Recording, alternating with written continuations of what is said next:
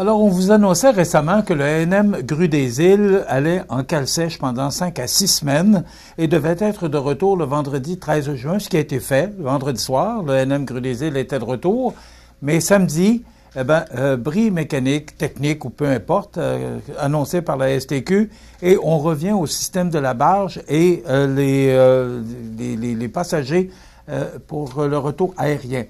On a à cet effet le maire de l'île aux Grues, Frédéric Poulain. Frédéric, bonjour. Bonjour. Alors, Frédéric, comme les technologies nous le permettent, vous êtes en plein champ à l'île aux Grues. C'est la saison des foins, puis si on veut pas manquer les fenêtres d'opportunité qu'on a, faut être présent. Faut faire ce qui est à faire quand c'est le temps. Et on comprend ça. Frédéric, vous nous avez interpellé hier parce que on sait que le traversier ne fonctionne plus. Encore une fois, encore un bris mécanique. Et là, on est revenu au système de la barge et au retour du service aérien. Vous êtes inquiet par rapport à l'industrie du tourisme parce que l'île aux Grues, on sait, l'été, le tourisme est vital. Il se passe quoi actuellement, là? Effectivement, c'est un bris mécanique qui arrive, mais après une succession de mauvaises planifications, le fait qu'on était avec la barge vient du fait que les travaux de restauration du navire qui sont obligatoires à chaque 5 ans ont pas été faits durant l'hiver, ont été faits durant la saison de navigation, et le bris mécanique arrive exactement au retour de cet arrêt technique-là. Ce qui fait en sorte que là, depuis le mi-mai, on n'a presque pas de service de navire à part la barge, qui, elle, nous dépendent pour les agriculteurs, pour les besoins essentiels de faire entrer du stock à l'île, mais qui ne permet pas de transporter des passagers. Les passagers sont transportés par Air Montmagny, qui fait un superbe job, mais pour des raisons qu'on s'explique plus ou moins bien, les touristes sont craintifs de prendre l'avion pour s'en venir à l'île. Il y a même des commerces qui ont offert de payer les frais totalement de l'avion à leur clientèle, et ils choisissent quand même d'aller ailleurs parce qu'ils connaissent pas le principe, puis parce qu'ils sont pas à l'aise souvent aussi avec des petits avions et différentes choses. Donc on se rend compte que présentement les taux d'occupation des auberges ici, ça joue entre 6% et 26% de l'achalandage habituel, ce qui est catastrophique pour eux autres parce que c'est toutes des entreprises qui sont viables, mais c'est des entreprises qui ont des paiements à faire aussi. Puis présentement, on est en train de jouer dans le survie, là. Frédéric, est-ce que vous avez communiqué avec la Société des traversiers? On est en communication constante avec la Société des traversiers. Je vous dirais que les gens au niveau local, pour nous, sont extraordinaires. Je pense à notre directeur ici qui fait des efforts énormes. Je vous dirais que les problèmes viennent pas mal plus du 250 rue Saint-Paul à Québec, où est-ce que là, on a une planification qui est à peu près absente, ou en tout cas qui est incomprise par tout le monde de l'île, y compris les intervenants qui tournent autour de l'île. Et en même temps, je pense qu'on est rendu à un moment donné où on se devra se questionner sur la capacité de la STQ à assurer un service de traverse au Québec. On n'est pas les seuls à avoir des problèmes avec la STQ. Les locaux aussi ont des problèmes avec la STQ. Matane ont des problèmes avec la STQ. Sorel aussi, parce que j'ai vu Sorel avait des problèmes. Et là, je pense qu'à un moment donné, il va falloir se questionner sérieusement sur la capacité de la STQ à assurer le service de traversier pour les populations du Québec. Il va falloir vraiment questionner ça et se demander si on n'est pas rendu à l'étape de dire à un moment donné, ça va-tu prendre une privatisation pour qu'on réussisse à avoir un service constant? Parce que là, on est vraiment dans l'économie des gens. Je vous dirais, ici, là, les intervenants touristiques, là, ils font des pieds et des mains pour avoir du monde, mais les gens, le goulot d'étranglement, c'est la traverse. Est-ce que vous avez une idée de quand le traversier pourrait revenir? Est-ce que vous avez au moins une date? À ce jour-ci, non.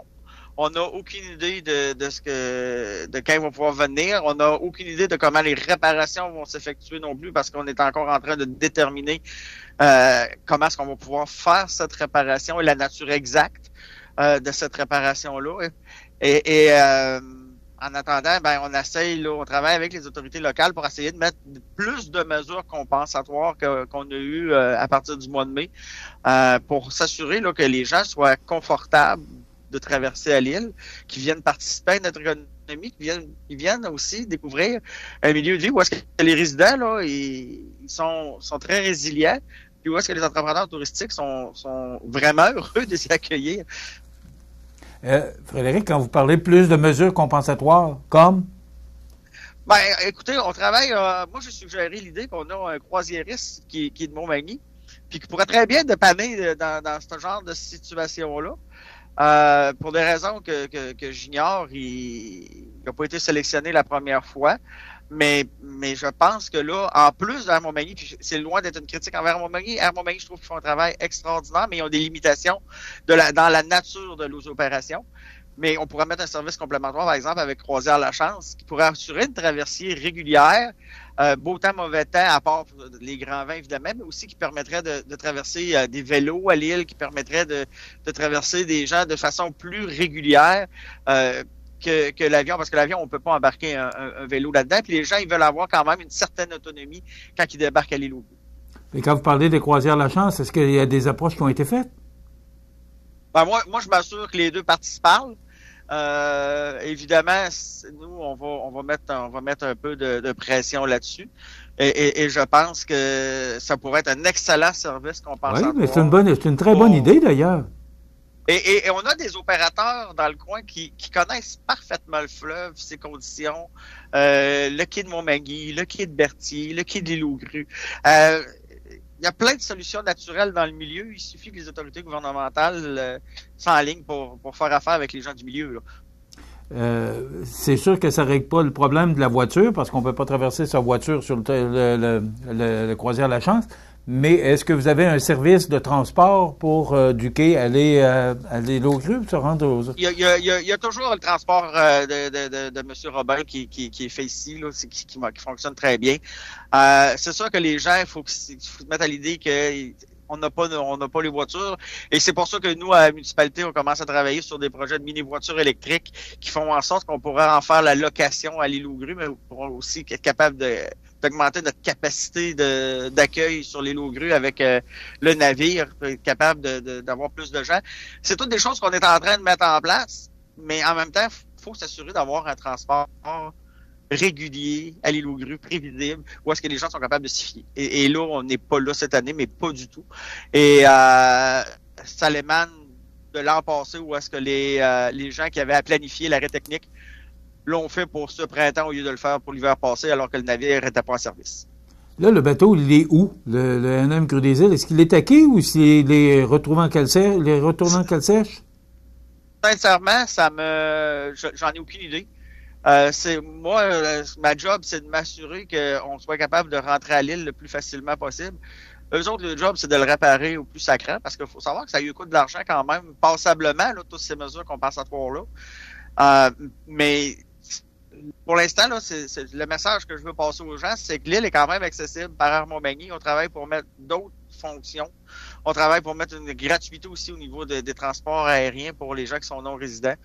Et ce qu'on veut s'assurer, c'est que les gens, s'ils viennent à l'île, ils vont être bien accueillis, puis que les hôteliers, les aubergistes, ils s'occupent très bien des gens, même si les gens n'ont pas de voiture. Je peux vous assurer qu'il y a beaucoup de transports qui sont offerts par les hôteliers, par les aubergistes, pour faciliter la vie des gens qui sont ici. Et vous allez être accueillis comme des rois et des reines si vous venez ici. Écoutez, c'est une année particulière, mais ils sont toujours bons, nos aubergistes, mais cette année, ils vont faire 120% pour être encore meilleurs, là.